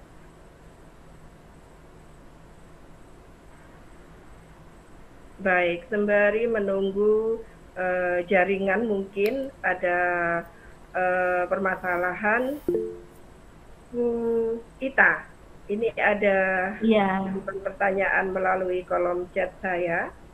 Bagaimana cara kita sebagai guru untuk menanamkan disiplin positif kepada murid-murid kita? Silakan Bu Ita. Nah, terima kasih Bu Saryawati ya, pertanyaannya yang sudah dibacakan melalui chat pribadinya. Seperti ini, tadi Bapak Sutran di awal sudah menjelaskan ya, nilai-nilai yang diyakini oleh murid. Jika di lembaga tersebut sudah dibiasakan atau pertama ada pembiasaan baik. Tetapi semua guru tidak melaksanakan atau tidak mendukung dari budaya positif yang akan diterapkan di sekolah. Nah, pertama yang perlu dilakukan yaitu memberikan sosialisasi terlebih dahulu kepada semua guru, lalu memberikan pemahaman kepada murid bagaimana sebenarnya disiplin itu sendiri, membedakan antara disiplin biasa dengan disiplin positif. Memang ini tidak mudah, dibiasakan terlebih dahulu, baik dari guru, siswa, dan seluruh warga yang ada di sekolah untuk menerapkan disiplin positif. Karena selama ini terus terang kami juga masih menerapkan disiplin biasa. Kembali lagi ke 5 posisi kontrol. Jika kita sebagai guru, sebagai pengawas atau misalnya Pemantau. Dia ketika diawasi oleh guru, murid akan melakukan sebuah tindakan pembiasaan di sekolah, misalnya sholat berjamaah, misalnya seperti itu. Akan tetapi ketika guru tidak ada guru tersebut, mereka tidak melakukan. Nah, ini kan berarti tidak ada motivasi di dalam diri si anak, motivasi internal. Sehingga ketika penanaman yang sudah dibiasakan di sekolah itu menjadi budaya, yaitu budaya positif, bukan lagi disiplin biasa, lambat laun kita juga akan mudah menggiring anak didik kita sehingga disiplin itu menjadi disiplin diri yang timbul dari dalam dirinya sendiri. Dia akan menanamkan nilai-nilai kebajikan yang sudah pernah dia terima melalui sosialisasi misalnya. Kita mungkin jangan terlalu kaku ya ketika akan menerapkan disiplin positif sehingga menjadi budaya positif di satuan pendidikan kita.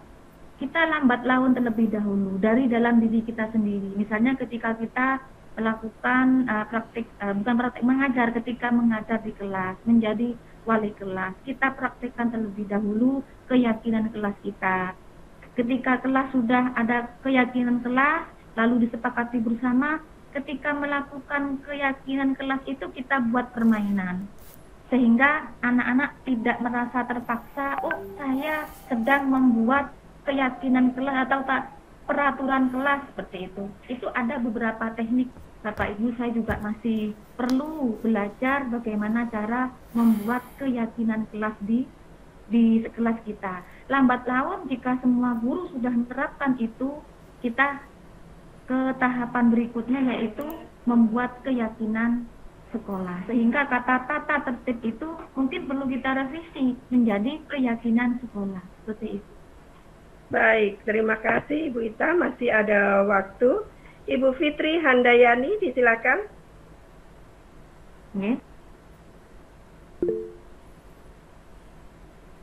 Ibu Fitri Handayani.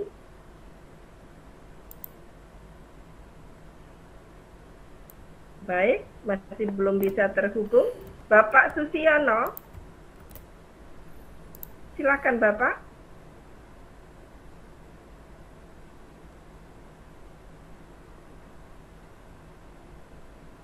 Bapak Susiono bisa terhubung. Halo. Baik, terima kasih. Silakan Bapak Susiono. Oke, ini permasalahan ingin tanya terkait dengan dialog pada sore hari ini. Ini kan terjadi anak-anak yang kurang fokus, Bu. Kurang fokus dengan budaya-budaya literasi yang baik sebenarnya. Intinya di tempat saya itu anaknya cuek gitu loh, Bu. Mungkin ada solusi dan berbagi cara, Bu. Terima kasih. Baik, terima kasih Bapak Susiono. Bu Ita, monggo berbagi cara bagaimana menghadapi anak-anak yang cuek. Silakan. Oke, terima kasih Pak atas pertanyaannya. Bapak siapa tadi? Bapak Susiono. Susiono. Ada yang namanya 5 kebutuhan dasar, Bapak. Dalam teori 5 kebutuhan dasar dari dalam diri manusia.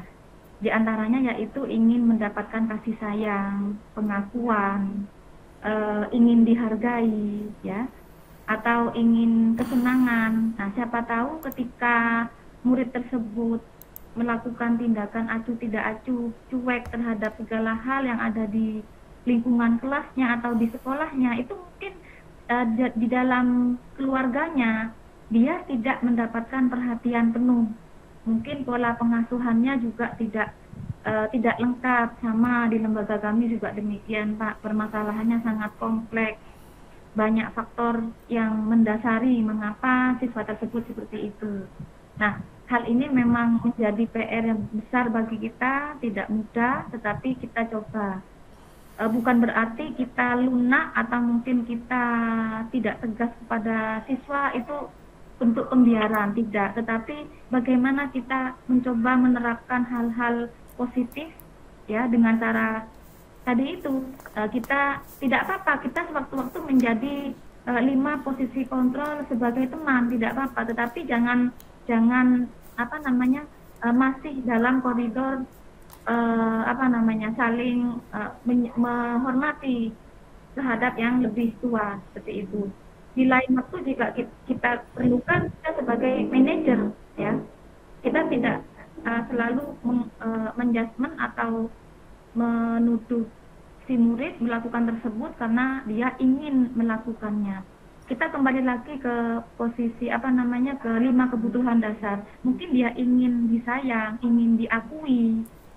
Ketika dia melakukan hal yang tidak baik di sekolah atau dia acuh tidak acuh, cuek, ketika dia diperhatikan oleh gurunya, mungkin lambat laun dia akan lebih peduli, lebih sayang dengan teman-teman. Sudah cukup Ibu Ita? Ya, cukup. Baik, terima kasih. Sebuah jawaban yang luar biasa sekali. Silakan Bapak Ibu menekan emoticon sebagai bentuk apresiasi untuk Ibu Ita. Baik, Ibu Ita, sudah cukup pertanyaan dan pembahasan mengenai materi kedua Bapak Ibu, karena masih ada satu lagi penyaji materi. Penyampaian materi ketiga akan diberikan oleh Ibu Nuria Amalia Ningrum SPD. Beliau adalah Kepala Sekolah di SDN Sawaran Lor, Kelaka. Saat ini beliau juga merupakan calon guru penggerak Angkatan 10 dari Kabupaten Lumajang. Ibu Nuria, sebagai penyaji ketiga, sudah siap Ibu? Insya Allah siap, Bu Karyawati. Baik, disilahkan Ibu. Terima kasih Ibu Karyawati atas waktu yang diberikan. Bismillahirrahmanirrahim. Assalamualaikum warahmatullahi wabarakatuh. Waalaikumsalam warahmatullahi wabarakatuh. Saya ucapkan terima kasih kepada Bapak Suyono SPD MPom atas dukungan dan motivasinya yang diberikan untuk acara hari ini. Kemudian kepada Ibu Fitri Maria Ulfa dan Ibu Eti selaku PP. Kemudian saya ucapkan terima kasih atas waktu dan kehadirannya seluruh Bapak Ibu yang bisa hadir dalam webinar tentang disiplin positif dalam mewujudkan kedisiplinan tanpa paksaan. Bapak Ibu yang hadir di sini, mohon izin untuk share screen.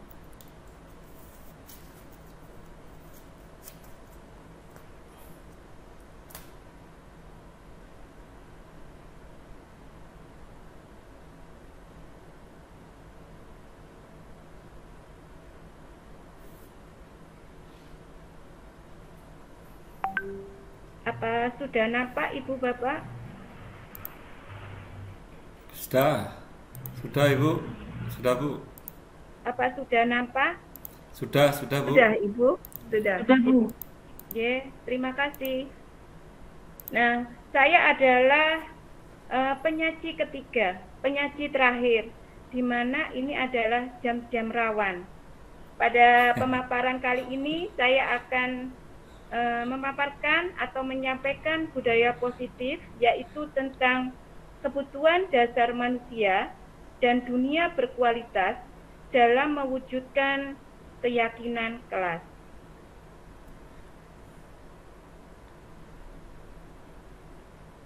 Nah, sebelum kita masuk ke materi, karena ini jam-jam rawan, mari kita senyum dalam 15 detik. Monggo, Bu Karyawati sambil dipandu. Baik Bapak Ibu, mari kita senyum dalam 15 detik. Senyum dimulai. Ya, harus ditunjukkan ini on cam ini ya.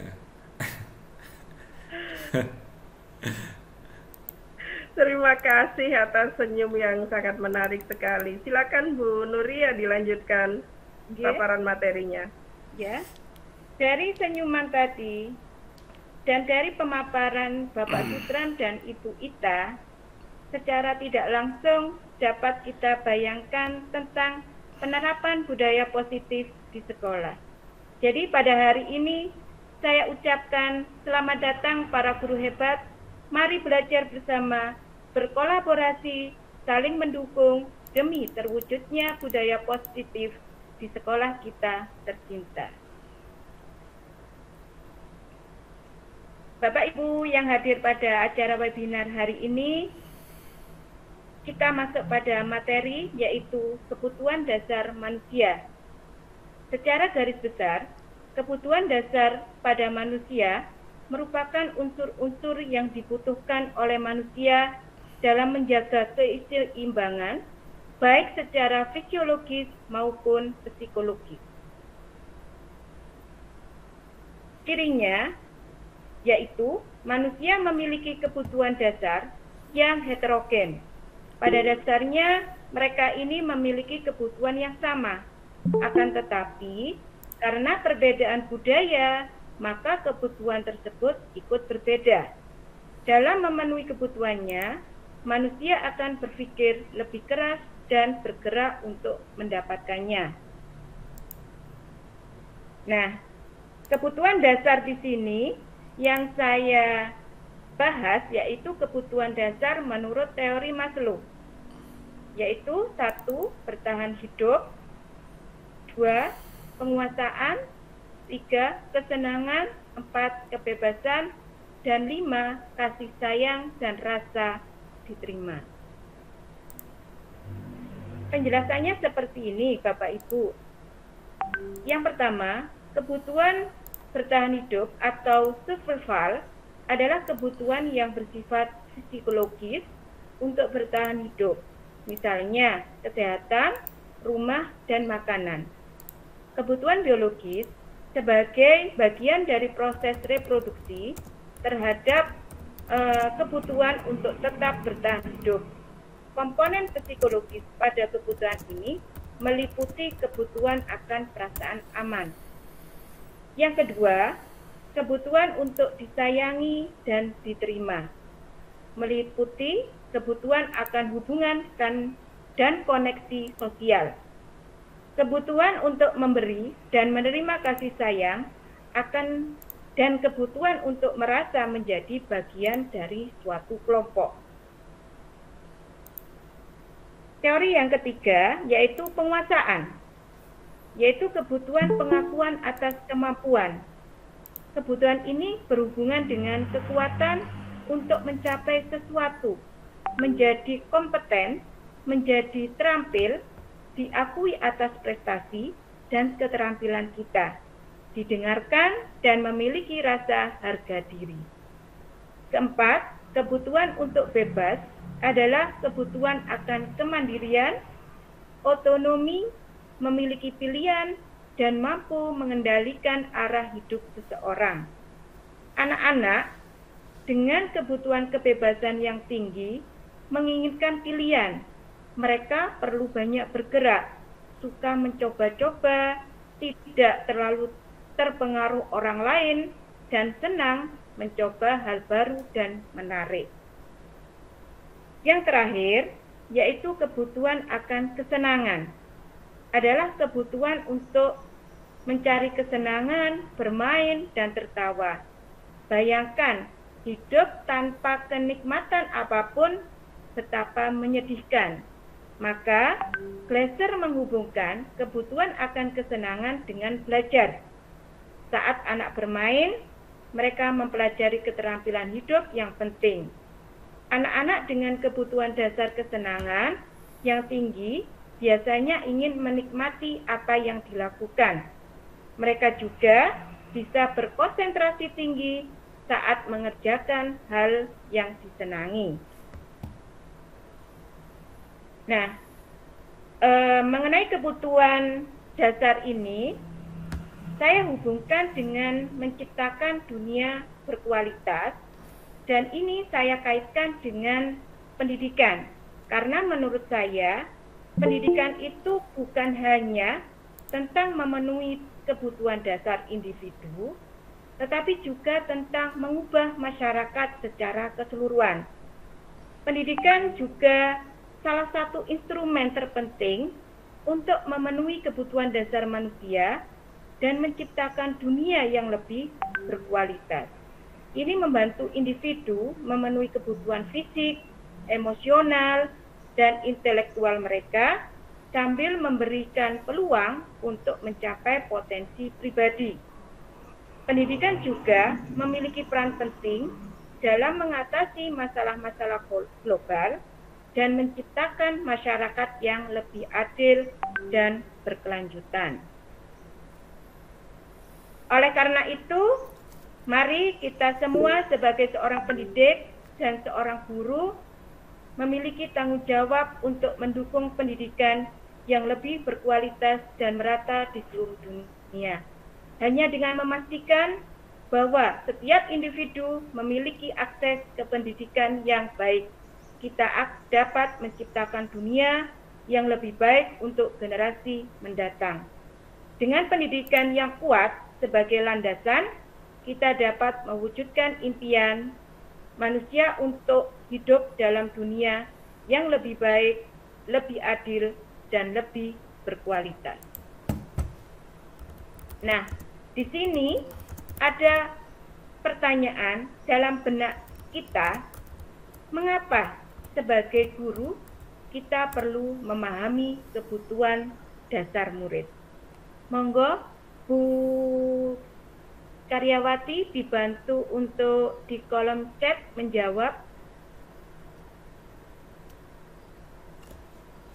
Baik, silakan Bapak Ibu. Ada pertanyaan dari Ibu Nuria, mengapa sebagai guru kita perlu memahami kebutuhan dasar murid? Silakan Bapak Ibu menuliskan jawaban pada kolom chat.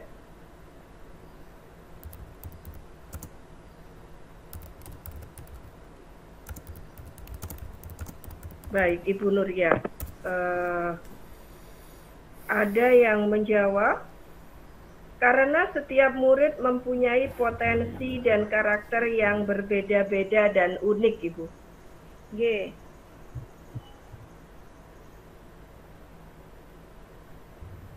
Silakan Bu Nuria melanjutkan, sampun. Ya, saya lanjutkan. Jadi benar apa yang disampaikan oleh Bapak Sutran tadi, guru harus memahami kebutuhan dasar setiap muridnya, karena setiap murid memiliki cara pandang yang berbeda dan perilakunya memiliki tujuan, yakni untuk memenuhi kebutuhannya. Ketika kebutuhan dasar belum terpenuhi, kadang muncul perilaku bermasalah seperti indisipliner. Maka perlunya sebuah keyakinan kelas untuk mendisiplinkannya. Sehingga perlunya pendekatan untuk meminimalis kegiatan ini, yaitu melalui pendekatan penerapan disiplin, mulai dari dalam diri anak tanpa adanya hukuman atau hadiah, seperti yang disampaikan oleh Bu Ita tadi. Disiplin positif perlu diterapkan baik dalam lingkungan keluarga maupun sekolah. Dengan menerapkan disiplin positif, diharapkan tindak kekerasan dapat dihindari. Dan bagaimana caranya? Salah satu caranya adalah membuat suatu keyakinan kelas. Nah, keyakinan kelas merupakan kesepakatan kelas yang berisi aturan yang membantu guru dan murid bekerja sama membentuk kegiatan belajar yang efektif. Keyakinan kelas dibuat atas dasar keinginan murid untuk mewujudkan kelas impiannya. Terbentuk atas dasar kesadaran murid dan tidak ada unsur paksaan dari guru, jadi baik yang melaksanakannya dan melanggar tidak ada reward maupun hukuman. Tujuan dari pembentukan kesepakatan kelas yaitu untuk menciptakan pembelajaran yang berpusat pada murid, membantu murid untuk mengembangkan disiplin diri karena murid akan belajar mematuhi keyakinan kelas yang telah dibuat sendiri, menciptakan lingkungan belajar yang kondusif, dan terakhir diharapkan mampu mewujudkan tujuan dari pendidikan yang lebih berorientasi kepada profil pelajar Pancasila.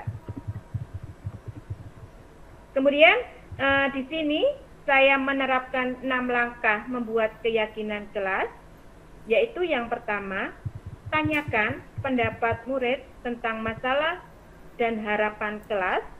Yang kedua, eksplorasi ide dari murid untuk mencapai kelas impian. Ketiga, ambil kesimpulan dari ide murid. Keempat, ubah ide menjadi keyakinan kelas. Tanda tangani kontrak keyakinan kelas. Dan terakhir, menempel atau memajang keyakinan kelas. Nah, demikian pemaparan saya. Saya ucapkan terima kasih. Ciptakan budaya positif di sekolah, mulailah dari diri kita, para guru. Saya kembalikan kepada Ibu Karyawati selaku moderator. Baik, terima kasih Ibu Nuria. Bapak Ibu silakan klik emoticon yang ada di layar Bapak Ibu sebagai apresiasi untuk Ibu Nuria. Sekali lagi saya ingatkan Bapak Ibu jangan lupa mengisi link presensi yang ada di kolom chat. Saya akan buka beberapa pertanyaan terlebih dahulu. Disilakan Bapak Ibu untuk raise hand. Monggo silakan Ibu Dian Rahmaning Tias. Monggo Ibu Dian. Ibu Dian.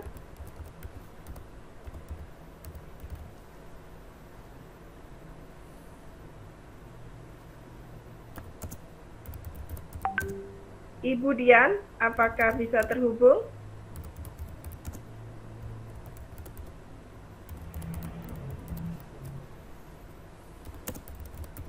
Baik, sekali lagi Ibu Dian, mungkin mikrofonnya belum terbuka.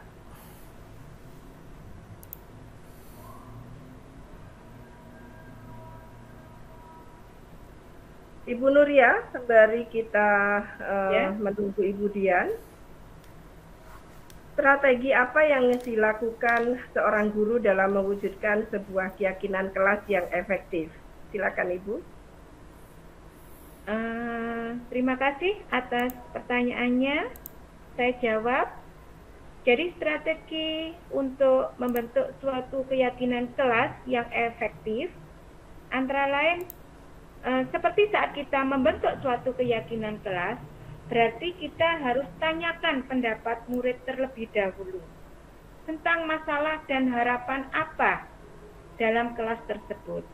Kemudian, kedua, eksplorasi ide atau pendapat dari murid untuk mencapai kelas impian yang mereka harapkan. Yang ketiga, ambil kesimpulan dari ide murid tersebut. Kemudian, 4, ubahlah ide murid tersebut menjadi suatu keyakinan kelas. Dan selanjutnya, tanda tangani kontrak itu menjadi sebuah keyakinan kelas. Demikian jawaban saya. Baik, terima kasih Ibu Nuria. Saya rasa sudah cukup pertanyaan dan pembahasan mengenai materi ketiga ini karena keterbatasan waktu, Bapak Ibu. Untuk Bapak Ibu, nanti yang belum masuk ke grup WA Kombel Skala, silakan japri ke nomor yang sudah tertera di kolom chat. Bapak Ibu peserta webinar pada hari ini, kita telah mengikuti sebuah pembahasan yang sangat menarik sekali mengenai disiplin positif di lingkungan sekolah, Bapak Ibu. Tentang bagaimana seyogianya seorang pendidik menempatkan diri dalam suatu permasalahan yang muncul di sekolah. Bapak Sutran Marianto, STMT, disilakan menyampaikan closing statement pada pembahasan webinar kita kali ini. Terima kasih Bu Karyawati. Waduh, ini antusias sekali nih teman-teman guru untuk webinar kali ini. Bu Nuria, tolong di stop dulu share screen-nya. Share screen-nya di stop. Bu Karyawati, jangan lupa nanti untuk kenang-kenangan dengan teman-teman Bapak guru hebat ini tolong difoto bersama Bu Karyawati. Baik, Bapak Ibu, di akhir penghujung acara ini saya kebagian sebagai penutup sekaligus quote untuk hari ini ya. Saya memberikan quote untuk hari ini Bapak Ibu. Quote saya adalah, jadilah seperti air laut Bapak Ibu. Jadi air laut itu dimanapun, di belahan dunia apapun, air laut itu akan tetap asin. Mau dimasukkan apapun ke dalamnya, mau dimasukkan bangkai ikan teri, ikan tuna, ikan gabus, bahkan sampai ikan paus Bapak Ibu yang besar setinggi gunung, saya yakin Bapak Ibu tidak akan pernah merasakan yang namanya air laut menjadi manis. Begitupun kapal perang yang tenggelam di laut juga tidak akan bisa merubah rasa asin dari air laut yang ada sekarang. Artinya apa Bapak Ibu? Saya berharap bahwa kita sebagai guru harus mempunyai karakter teguh, mempunyai karakter dan pendirian yang sifatnya tidak bisa berubah dan tidak bisa diubah oleh kondisi yang mungkin dari luar bersifat negatif dan mempengaruhi karakter kita yang sudah terbentuk baik. Jadilah karakter yang teguh seteguh gunung Semeru dan sekuat apa yang kita harapkan. Dan saya satu lagi yang penting Bapak Ibu, bahwa kita punya prinsip orang yang kuat adalah bukan orang yang besar, tapi orang yang kuat adalah orang yang cepat dan tepat dalam menyelesaikan segala masalah. Begitu quote saya hari ini Bu Karyawati. Terima kasih, mohon maaf semuanya. Mohon maaf sekali lagi, semoga apa yang kita lakukan hari ini bermanfaat. Amin ya rabbal alamin. Wassalamualaikum warahmatullahi wabarakatuh. Waalaikumsalam Marianto. Terima kasih. Bapak Ibu yang kami hormati, demikianlah rangkaian acara webinar pada hari ini. Terima kasih sekali lagi saya ucapkan atas kehadiran Bapak Ibu sekalian. Semoga apa yang telah kita ikuti bersama dapat memberikan manfaat bagi semua pihak. Nanti setelah acara ini selesai, jangan dulu live Bapak Ibu, kita akan berfoto bersama. Nanti Bu Nuria akan membantu mengambil gambar. Baik Bapak Ibu, selamat siang. Wassalamualaikum warahmatullahi wabarakatuh. Waalaikumsalam. Open cam. Assalamualaikum warahmatullahi wabarakatuh. Coba open cam. Difoto Bu. Sudah, Bu Nuria? Sudah. Dihitung Bu Nuria? Sudah Kak. Sudah. Hitung nggih. Ya. 1. Belum Pak. Belum. 1, 2, 3. Oke. Gaya bebas Bapak Ibu.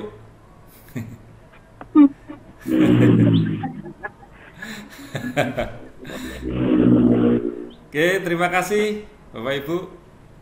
Izin acara webinar kami tutup. Kalau ada yang kesulitan sertifikat dan lain-lain silakan hubungi yang nomor sudah tertera. Terima kasih. Saya tutup acara ini.